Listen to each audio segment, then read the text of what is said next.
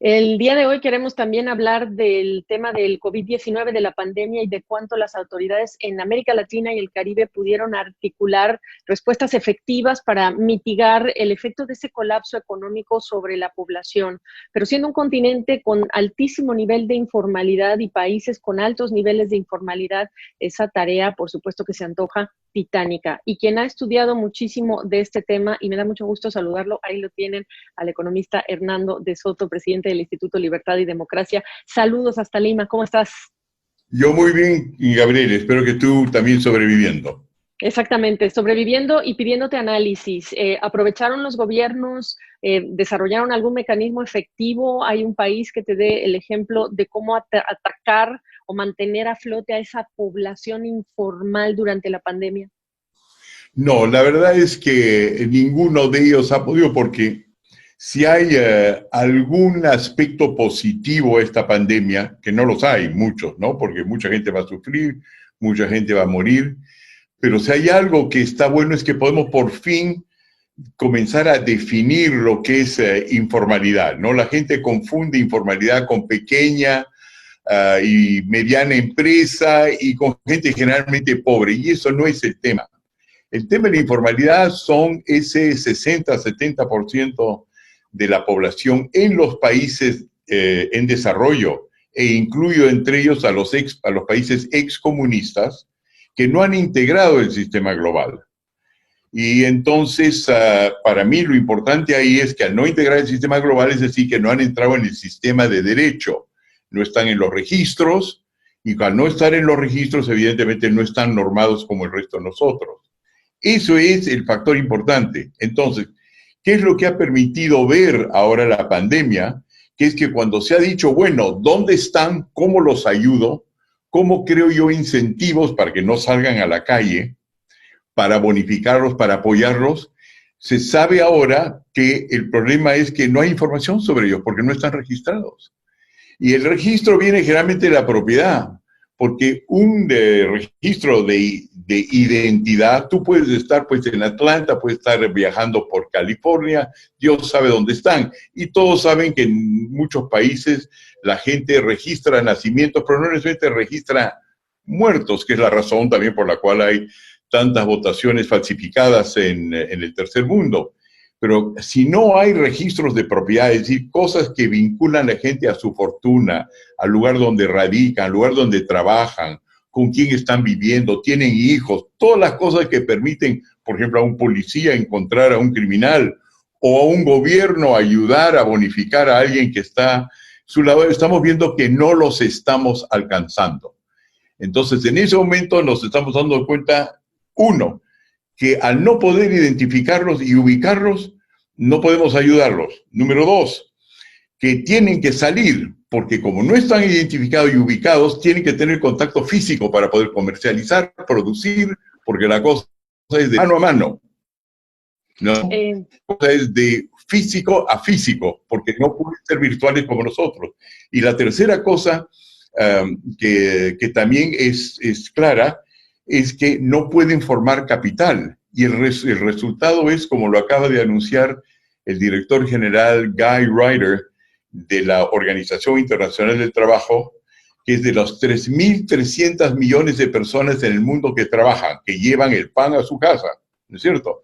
Desde la esposa que hace tortas, hasta el caballero que hace mecánica, hasta los hijos que hacen encargos diversos. De los 3.300 en el mundo, 2.000 millones y el 60% son informales en el mundo. Y eso incluye a China, dicho sea paso, eso incluye a China. Entonces, lo que estamos descubriendo ahora es que ese sector informal no es sencillamente un sector marginal, es un sector crucial, sí, en el cual en un mundo de plagas y en un mundo de interdependencia global está enormemente perjudicado en condiciones desiguales, y que las consecuencias de, por ejemplo, una segunda ola de pandemia podrían ser no solamente, como dice la OIT, que esta gente perezca, sino que esta gente se levante.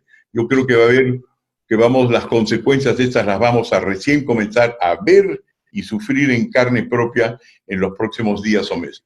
Ok, si no viste en el mundo un ejemplo o en la región un ejemplo de cómo vincular, acercar, puentear esa ayuda hacia los informales, ¿cuál es el costo sin pensar todavía en una segunda ola, solamente separando lo que no se hizo en cuanto a precarización, pobreza, etcétera?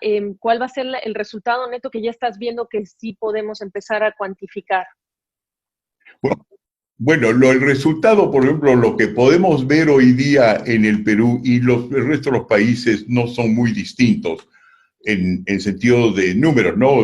Hay lo que los americanos llaman leads and lags, ¿no? Puede tomar más tiempo, menos tiempo.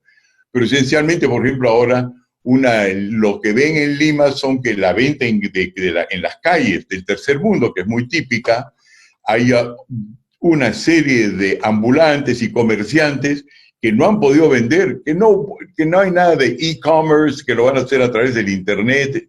Para eso necesitas direcciones, identificaciones, registros que ellos no tienen. Entonces, estos están saliendo a la calle y si es cierto que el virus es altamente contagioso y que hay que mantener esa distancia, es previsible una nueva gran ola.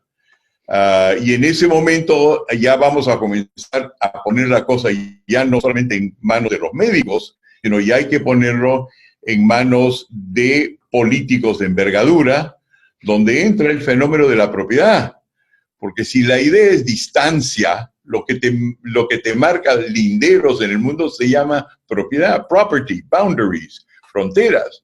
Y entonces en ese momento vamos a darnos cuenta que eso de no tener la propiedad definida en nuestros países no es una cuestión de una libertad anglosajona de la cual habló John Locke, que diferencia a los republicanos en los Estados Unidos de los demócratas, sino que sin la propiedad y linderos no se puede vivir ni comerciar, sobre todo si somos 7.500 millones de personas en el mundo.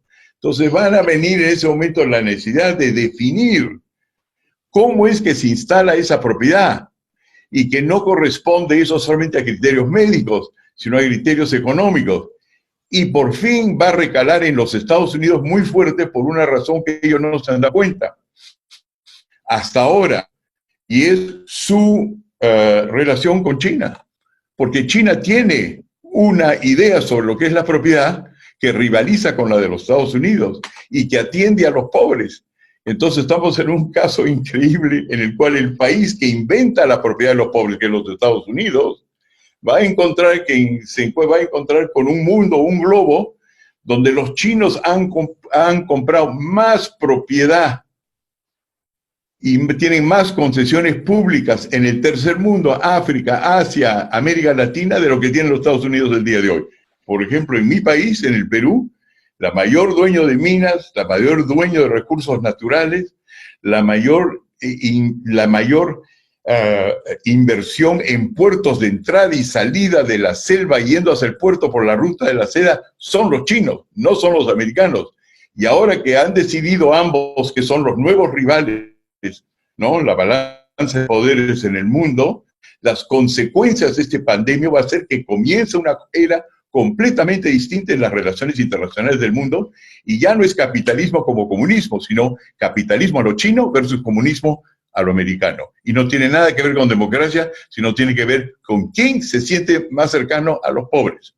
Wow. Y ya hay estas consideraciones geopolíticas, consideraciones políticas. Me dan ganas de haber comenzado esta entrevista diciendo, esta pandemia te trajo un auge a tu mensaje, es decir, told you so, les dije a las autoridades de la región, Hernando. Sí, claro, en este momento las cosas han cambiado. Siempre tengo un libro, pues, que tiene en el Perú, que supongo que es el libro peruano más vendido en el mundo, que es El Misterio de Capital, que anda por los 5 millones. Esa especie de retribución, premios del rey de Suecia, eso siempre ha estado simpático, es una sobada de ego bienvenida. Lo que está ocurriendo ahora es que he visto que en la televisión peruana, por ejemplo, tengo un rating, yo no tengo un programa, sino rating en el sentido de la persona más entrevistada, pero mi relación con nosotros es de 4-1. Cosa que no necesito decir I told you so, sino estamos en una situación en la cual generalmente el entrevistador me dice you told us so, sencillamente porque está ahí y se dan cuenta que el gran problema es las consecuencias económicas, que los más infectados no son los más pobres, son los más informales, los menos ubicables. Ok. ¿Está la política latinoamericana a la altura del desafío? Y si tuvieras que marcar la receta con ese, tú nos dijiste, ¿qué es lo que tienen que hacer? Porque además tú traías, te llegó la tecnología y no solamente tu mensaje llegó, sino que además se apalancó ese mensaje con proyectos que usaban la tecnología, el blockchain, por ejemplo, para todo el tema de la titularidad de la tierra. Pero primero, pregunta, ¿está la sensibilidad de los políticos ahí o les conviene mantener a los informales por razones políticas? Y segundo, ¿qué es lo que hay que hacer? Bueno, lo primero que va a pasar es que ya llegó, es interesante, Gabriel, como estas cosas, el mensaje de una manera en la cual ya no es que son los pequeños, ya no es que son los pobres, ya no es que más mujeres, que es esto, sino es la mayoría de nosotros.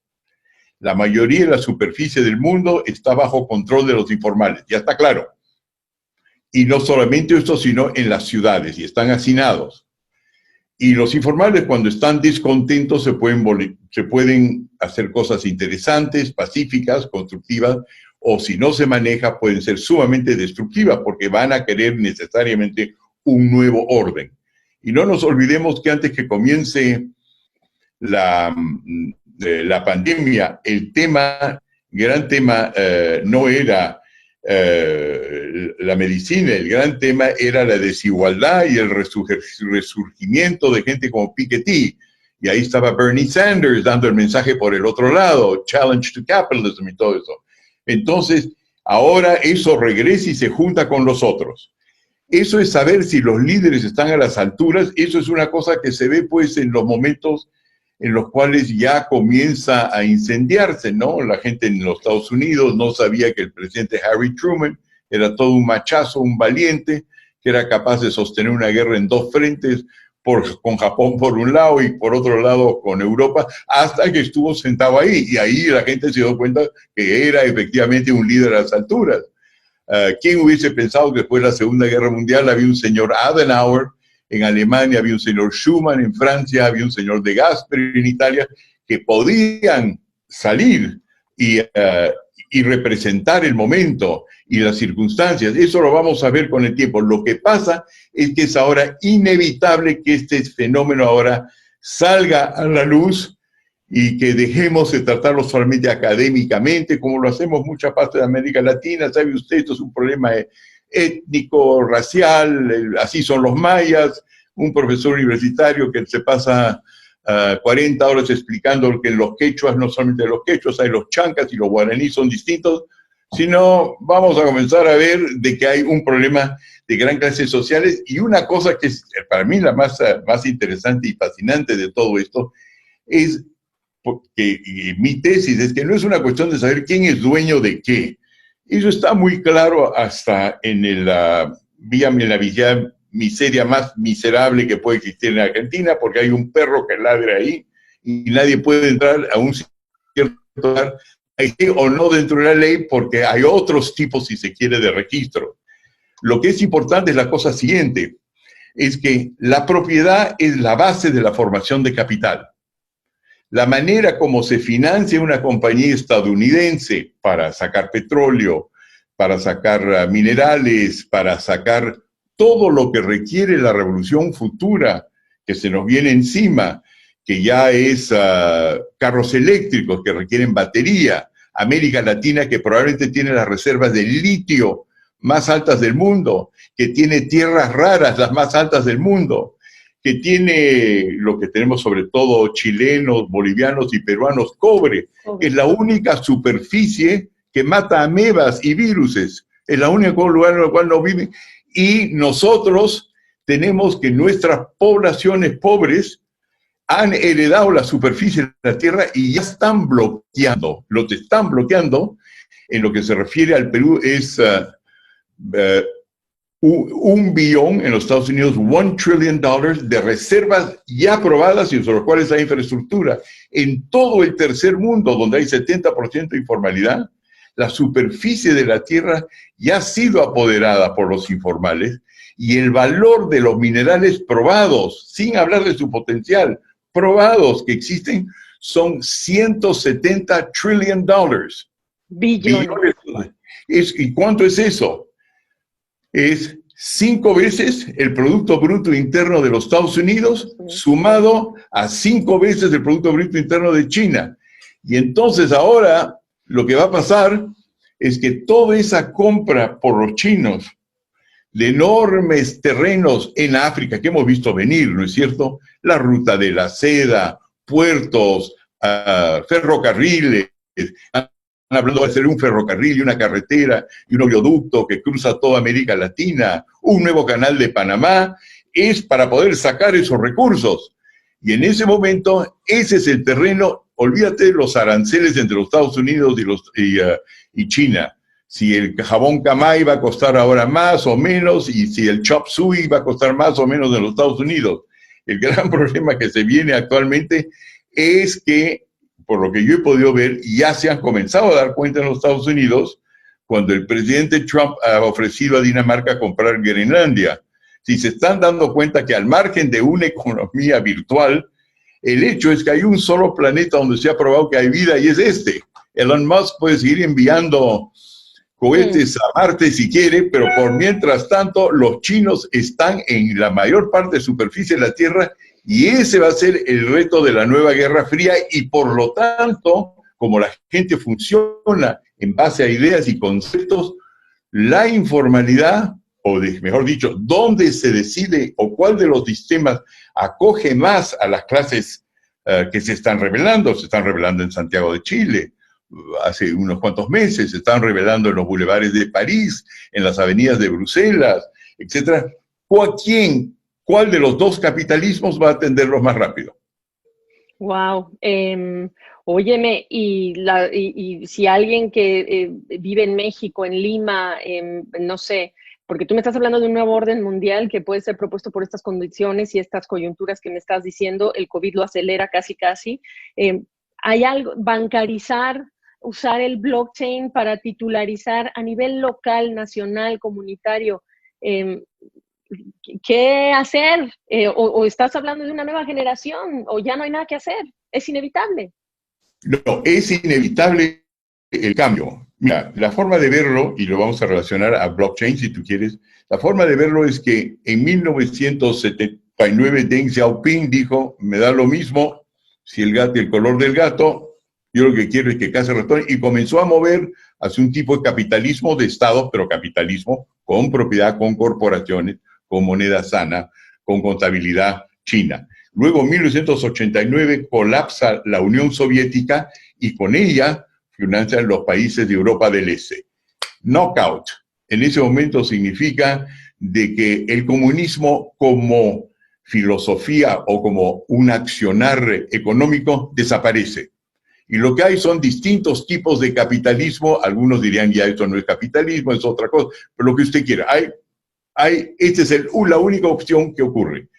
Lo que pasa es que, venido el consenso de Washington, que es cuando todo el mundo se pone de acuerdo que el capitalismo significa libertad de movimiento, una serie de cosas, tal como se ha dictado y se ha hecho el sistema en el mundo, no ha logrado incluir a 2/3 partes de la población.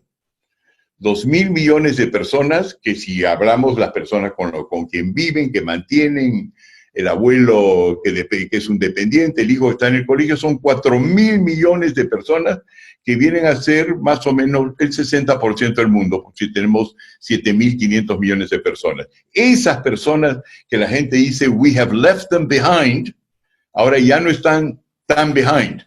Esas personas ahora son el centro de un gran poder productivo que sale adelante. Y el tema no es saber de qué son dueños.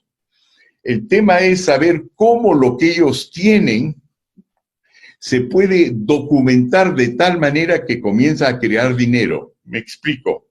El dinero, la gente siempre cree que el dinero es hecho por el Fed, un banco central de reserva que tiene una máquina que bota billetes. No es cierto. En los Estados Unidos, ni el 4% del dinero es sacado por el Fed. Ni el 4%. El dinero que se utiliza para hacer transacciones en los Estados Unidos viene de los bancos.